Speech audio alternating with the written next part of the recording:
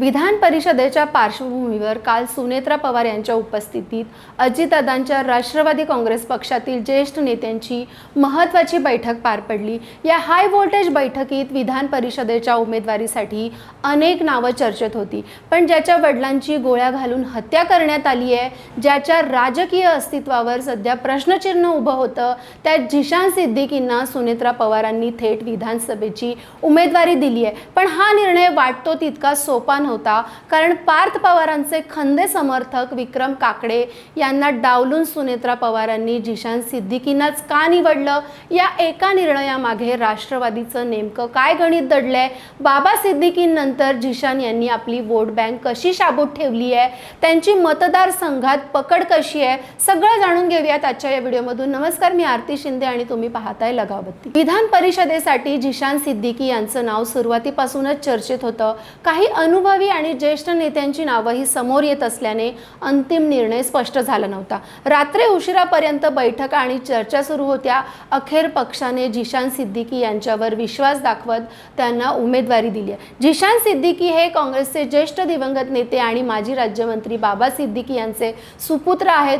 2019च्या विधानसभा निवडणुकीत वांद्रे पूर्व मतदारसंघातून विजय मिळवून त्यांनी वयाच्या अवघ्या 27व्या वर्षी विधानसभेत प्रवेश केला होता। त्या काळी ते राज्यातील सर्वात तरुण आमदार ठरले होते। विधिमंडळातील कामगिरीसोबतच त्यांनी मुंबई युवक काँग्रेसच्या अध्यक्षपदाची धुराही यशस्वीपणे सांभाळली होती। राजकीय प्रवासात मोठं वळण तेव्हा आलं जेव्हा 12 ऑक्टोबर 2024 रोजी त्यांचे वडील बाबा सिद्दीकी यांची वांद्रे येथे हत्या करण्यात आली। या घटनेनंतर बदललेल्या राजकीय परिस्थितीत विधानसभा निवडणुकीच्या पार्श्वभूमीवर जिशान सिद्दीकी यांनी अजित पवार यांच्या नेतृत्वाखालील राष्ट्रवादी काँग्रेसमध्ये प्रवेश केला। पक्षाने त्यांना पुन्हा वांद्रे पूर्व मतदारसंघातून निवडणूक रिंगणात उतरवलं होतं। या चुरशीच्या लढतीत त्यांना 46,343 मतं मिळाली, परंतु महाविकास आघाडीचे उमेदवार वरुण सरदेसाई यांच्याकडून त्यांना पराभवाचा सामना करावा लागला। निवडणुकीतील या पराभवानंतरही पक्षाने जिशान सिद्दीकी यांच्यावर विश्वास कायम ठेवलाय। आता त्यांना विधान परिषदेवर पाठवण्यात येत आहे। शिवाय दुसरीकडे राजकारणात मैत्रीपेक्षा जो निवडून येईल त्याला तिकीट हा नियम मोठा असतो। जिशान हे माजी आमदार आहेत आणि त्यांची मतदारसंघातील पकड विक्रम काकडेंपेक्षा अधिक प्रत्यक्ष आहे। संबंधित मतदारसंघात मुस्लिम आणि दलित मतांची संख्या मोठी आहे। बाबा सिद्दीकींच्या निधनानंतर ही वोट बँक जिशान यांच्या पाठीशी अधिक घट्टपणे उभी राहण्याची शक्यता सुनेत्रा पवारांना दिसली असावी। शिवाय विक्रम काकडे हे संघटनेत मजबूत असले तरी विधानसभा निवडणुकीसाठी लागणारा व्यापक जनसंपर्क जिशान यांच्याकडे सिद्दीकी या नावामुळे नैसर्गिकरित्या आलेला आहे। त्यामुळे साहजिकच आहे जिशान यांची वर्णी विधान परिषदेसाठी लागली आहे। शिवाय बाबा सिद्दीकी यांनी वांद्रे परिसरात सलग 3 दशकांहून अधिक काळ निर्विवाद वर्चस्व गाजवलं होतं। तळागाळातील लोकांशी त्याचा थेट संपर्क होता। बाबा सिद्दीकी यांच्या निर्गुण हत्येनंतर वांद्रे पूर्वमधील जनतेमध्ये जिशान यांच्याबद्दल एक प्रचंड मोठी सहानुभूतीची लाट आहे। वडिलांच्या निधनानंतर एकाकी पडलेल्या या तरुण नेत्याला साथ देण्यासाठी मतदार भावनिकदृष्ट्या जोडले गेले आहेत। वांद्रे पूर्व मतदारसंघात मुस्लिम आणि दलित मतदारांची संख्या लक्षणीय आहे।